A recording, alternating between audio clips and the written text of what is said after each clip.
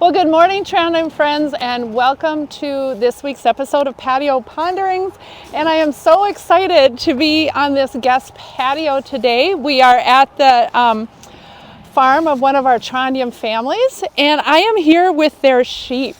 And that is actually very relevant to what I have been thinking about this week.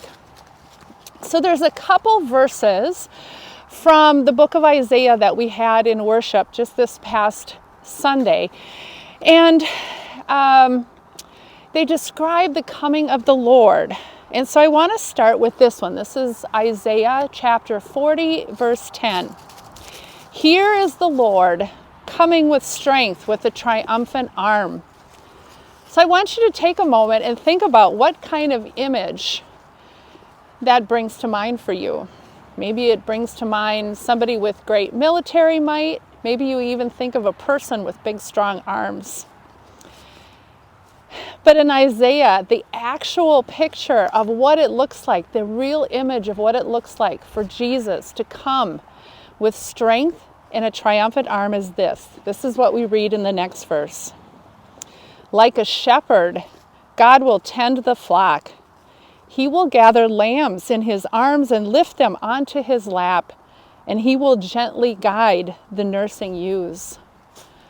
What a different picture of strength and triumph than what we probably have been thinking about.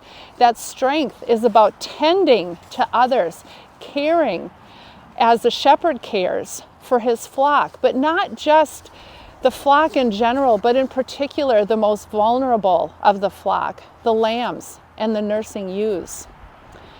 And that is not at all a picture of strength that we encounter in our culture at all. In fact, when we think about the roles of caregiving and tending and nurturing in our culture, we think of parents and caregivers and nurses' aides and social workers.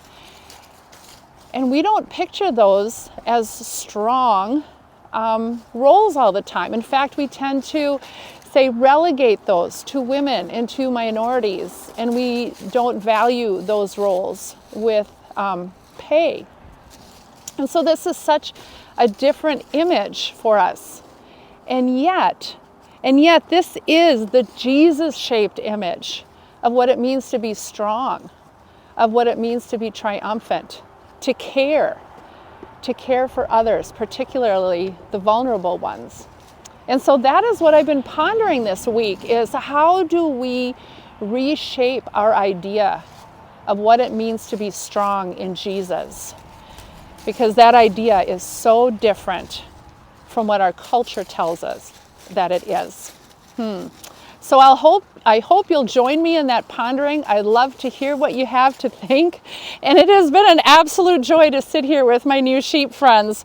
I hope you have a wonderful day, and we'll see you Sunday. Bye.